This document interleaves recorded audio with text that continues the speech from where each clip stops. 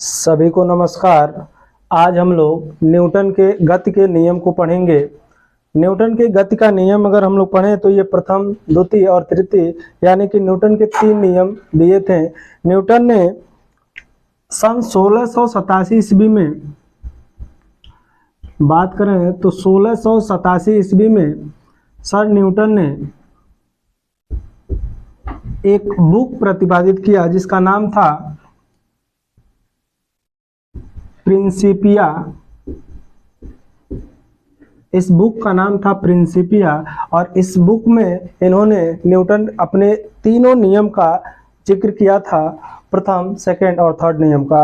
अगर हम लोग बात करें न्यूटन के प्रथम नियम की तो न्यूटन का प्रथम नियम कहता है, न्यूटन के गति का प्रथम नियम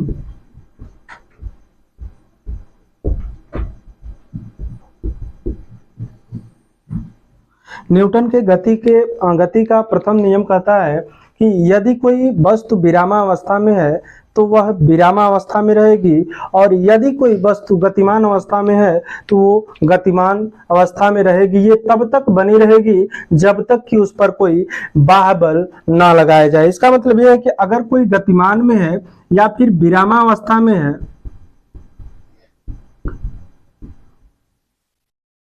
तो विरामा में रहेगी और गतिमान अवस्था में है तो गतिमान होगी।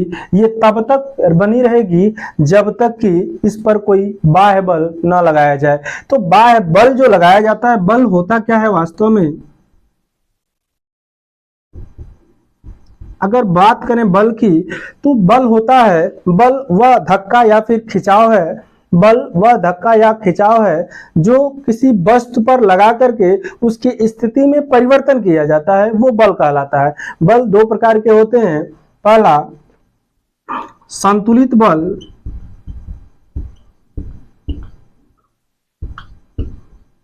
और दूसरा असंतुलित बल। बल दो प्रकार के होते हैं, संतुलित बल और असंतुलित बल। संतुलित बल होता है, जैसे मान लीजिए यहाँ कोई बॉडी है,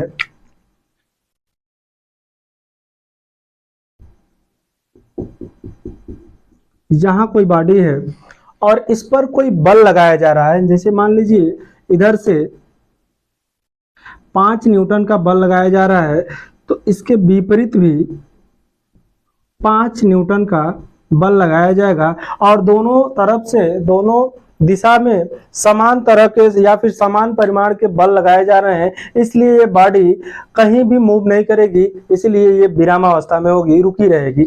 तो यहाँ से 5 न्यूटन इस वस्तु पर बल लगाया जा रहा है और इधर से 5 न्यूटन पर बल लगाया जा रहा है, मतलब दोनों तरफ से एक ही वस्तु पर बल समान लगाया जा रहा है। तो जब वस्तु पर दोनों तरीके के बल समान हो तो उसे हम लोग कहेंगे संतुलित बल। यानी वस्तु विरामावस्था में है तो विरामा में रहेगी और गतिमान अवस्था में है तो गतिमान रहेगी। संतुलित बल का मतलब होता है कि अगर 5 न्यूटन इधर से लगाया जा रहा है और 5 न्यूटन उधर से लगाया जा रहा है, मतलब उसमें किसी भी चेंज नहीं, कोई भी चेंज नहीं होगा, इस वस्तु में कोई भी परिवर्तन नहीं होगा। जिस अवस्था में, जिस पोजीशन पर वो बनी है उसी अवस्था में वो बनी रहेगी। अगर हम लोग असंतुलित बल लगाएं, जैसे मान लीजिए इधर से 5 न्यूटन है और इधर से हम लोग लगा दें 10 न्यूटन का बल, 10 न्यूटन, तो ये 5 न्यूटन रोक देगा और 5 न्यूटन इसको मूव कराएगा और ये बॉडी आगे की तरफ मूव कर जाएगी। तो अगर तब इसके स्थिति में परिवर्तन होगा। अगर किसी वस्तु के स्थिति या अवस्था में परिवर्तन करना है तो हमें असंतुलित बल की आवश्यकता होगी, क्योंकि संतुलित बल उसके अवस्था में परिवर्तन नहीं होने देता है और असंतुलित बल उसकी अवस्था में परिवर्तन होने देता है और परिवर्तन लाता भी है। तो न्यूटन का प्रथम नियम कहता है कि यदि कोई वस्तु विरामावस्था में है तो विरामावस्था में रहेगी और अगर कोई वस्तु गतिमान अवस्था में है तो वो बनी रहेगी जब तक कि उस पर कोई बाह्य बल ना लगाया जाए। जैसे ये मार्कर है, ये मार्कर यहाँ है, हाथ पर है, अगर यहाँ कोई बाह्य बल नहीं लगाया जा रहा है तो ये मार्कर ऐसे ही रुका रहेगा। जैसे ही इस पर बल अप्लाई करेंगे तो ये बॉडी, ये इसका पोजीशन चेंज हो जाएगा, यहाँ रखा गया था अब ये गति अवस्था में आ जाएगा। और अगर कोई गिर रहा है धीरे से मारकर, यदि नीचे की तरफ गिर रहा है तो हम लोग एक बल नीचे से प्रयोग करेंगे और ये बॉडी रुक जाएगी। अब कोई वस्तु विरामावस्था में है तो इसका पोजीशन कैसे चेंज हो रहा है, और गति अवस्था में है तो इसका पोजीशन कैसे चेंज हो रहा है। बल तो हम लोग समझ लिए, अब ये समझते हैं कि ऐसा क्यों होता है कि विरामावस्था में अगर वस्तु है तो विरामा में बनी रहेगी और गतिमान है तो गतिमान बनी रहेगी जब तक कि उस पर बाह्य बल न लगाया जाए। आखिर ऐसा होता क्यों है, तो आगे हम लोग समझते हैं। एक शब्द आता है जड़त्व, इसे परिवर्तन करने के लिए एक शब्द काम में लेते हैं, जड़त्व। ये जड़त्व के कारण ही होता है, जड़त्व, जिसको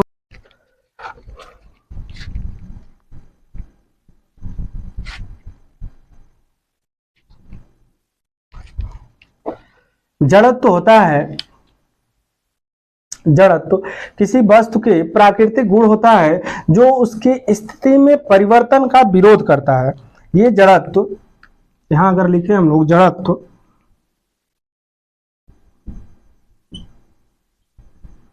जड़त्व क्या करता है कि उसकी स्थिति में, स्थिति मतलब विरामावस्था या गति अवस्था,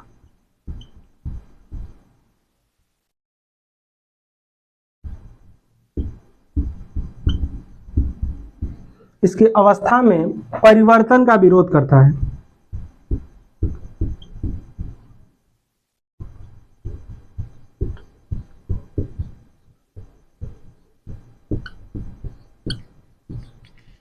ये स्थिति में परिवर्तन का विरोध करता है। अगर कोई वस्तु विरामावस्था में है तो वो विरामावस्था में रहने देगा, वो गति नहीं होने देगा।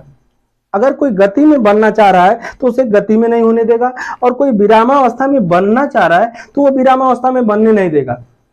क्योंकि अगर ये, जैसे ये बॉडी है, कोई वस्तु है, अगर रुकी हुई है तो ये सोचेगा कि रुके ना दिया जाए, रुकने ना दिया जाए, इसे मोशन में लाया जाए। अगर हम इसको मोशन में ला रहे हैं तो वो फिर से खिंचाई करेगा कि वो स्थिति में आ जाए, उसकी स्थिति में विरामावस्था आ जाए, वो विरामावस्था में आ जाए। मतलब ये होता है कि इसके विरामावस्था या गतिमान अवस्था दोनों की स्थिति में जब हम लोग परिवर्तन करते हैं तो उसी का वो विरोध करता है। और इसका अगर गणना करना होगा जड़त्व का, तो जड़त्व को हम लोग मापते कैसे हैं, मापन कैसे करेंगे, तो कुछ नहीं होता है, ये द्रव्यमान के बराबर होता है।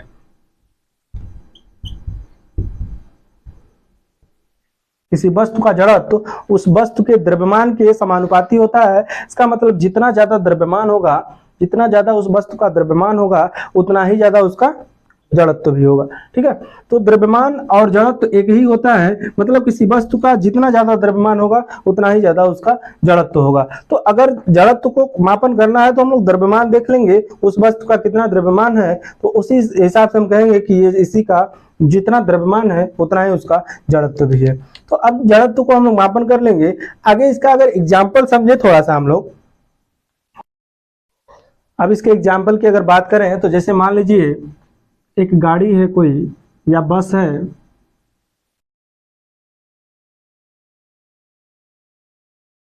यहां मान लीजिए कोई बस है और ये गति कर रहा है, और यहां से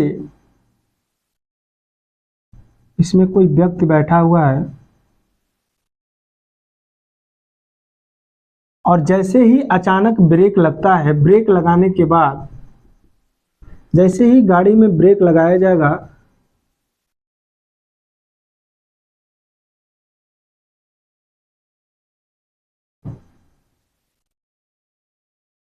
गाड़ी में बैठा व्यक्ति आगे की ओर झुक जाता है।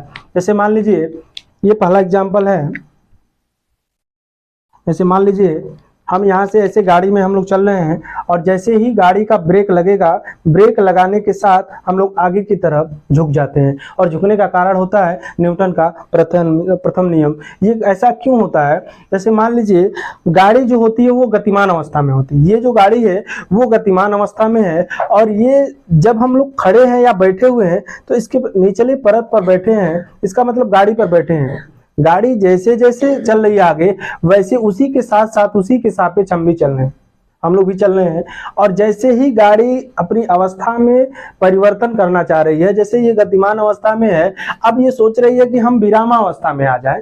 तो अगर ये गाड़ी विरामावस्था में आएगी तो हम, गाड़ी आ रही है विरामावस्था में, हम नहीं आ रहे, और हमारा शरीर क्या करेगा, उस जब गति में है तो वो चाहेगा कि गति में बना रहे, और ब्रेक लग रहा है तो इस ब्रेक लगने का वो विरोध करेगा। और ये ऐसा क्यों होता है, ये जड़त्व के कारण होता है।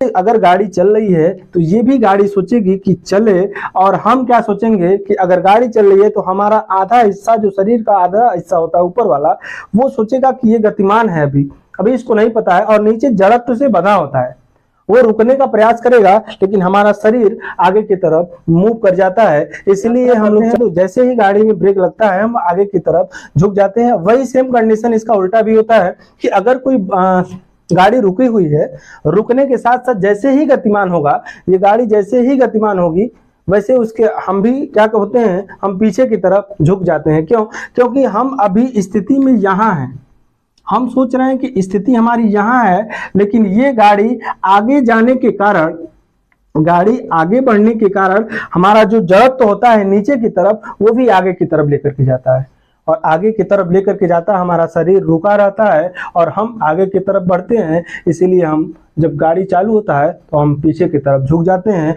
और इस कंडीशन में हम जब गाड़ी रुकने लगता है तो आगे की तरफ झुक जाते हैं। और दूसरा एग्जांपल हम लोग समझें तो जैसे मान लीजिए एक ग्लास है, अक्सर हम लोग प्रैक्टिकल देखे होंगे कि ये ग्लास है और ग्लास में पानी भरा होता है,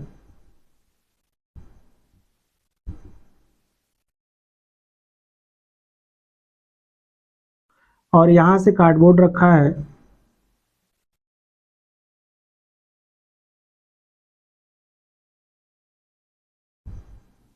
और कार्ड के ऊपर सिक्का रखा होता है इस तरह से। हम लोग अचानक क्या करते हैं, कार्ड को ऐसे खींचते हैं या मूव करते हैं। जब यहाँ से कार्ड को तेज से धक्का देंगे तो ये कार्ड बाहर की तरफ गतिमान होगा। अभी तो ये विरामावस्था में है, जैसे ही कार्ड को धक्का देंगे तो ये कार्ड गति अवस्था में आ जाएगा। लेकिन उस पर जो वस्तु रखी गई है, चाहे कॉइन हो चाहे कोई भी वस्तु हो, जो वस्तु रखी गई है वो अभी गतिमान अवस्था में नहीं, वो विरामावस्था में है, और ये चाहेगी कि हम विरामावस्था में बने रहें, और ये गतिमान है और ये इस गति का विरोध करेगी, और ये कार्ड आगे की तरफ आ जाएगा, और जो कॉइन है वो पानी में गिर जाता है, वो बाहर नहीं आ पाता है, क्योंकि सिर्फ पोजीशन में इसके चेंज हुआ है, और कॉइन उसी अवस्था में बनी रहती है और इसे गति का विरोध करती है। इसीलिए हम लोग कहते हैं कि ये जो होता है वो जड़त्व के नियम पर आधारित होता है, और न्यूटन का जो प्रथम नियम होता है इसी को हम लोग कहते हैं ये जड़त्व का नियम।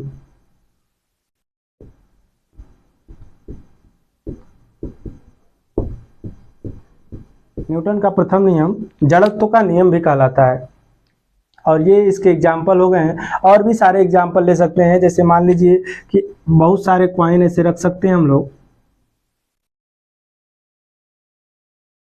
बहुत सारे कॉइन रख सकते हैं, और निचले कॉइन को हम लोग जैसे ही प्रेस करेंगे, जैसे ही इस पर फोर्स अप्लाई करेंगे तो ये नीचे वाला कॉइन आगे की तरफ बढ़ जाएगा, बाकी सारे के सारे कॉइन विरामावस्था में अपनी पोजीशन को बनाए रखेंगे। ये तीसरा एग्जाम्पल ले सकते हैं हम लोग। अगर एक एग्जाम्पल और बात करें हम लोग चौथे एग्जाम्पल की, तो जैसे मान लीजिए यहाँ कोई कारपेट है, ये कारपेट है, और कारपेट में हमेशा धूल होता है, जो उसी को झाड़ना अगर है तो यहाँ से हम लोग फोर्स अप्लाई करेंगे, किसी डंडे से मारते हैं हम लोग कारपेट पर, तो कारपेट पर जैसे ही डंडे से मारेंगे तो इसके जो धूल के कण होंगे वो तो विरामावस्था में रहेंगे, वो तो यहीं रुके रहेंगे, बाकी जो कारपेट होगा वो आगे की तरफ आ जाएगा, ये कारपेट आगे की तरफ आ जाएगा, और धूल वहीं रहेंगे, अपनी पोजीशन को बनाए रखेंगे ये सब, और जड़त्व का कारण है ये विरामावस्था में बने रहेंगे, और कारपेट आगे आएगा, जैसे ही ये कारपेट मूव होगा आगे की तरफ जाएगा, और ये सारे के सारे जितने भी डस्ट होंगे वो नीचे की तरफ गिर जाते हैं। ये भी जड़त्व के नियम पर ही आधारित होता है। ये भी एक एग्जाम्पल हम लोग देख सकते हैं।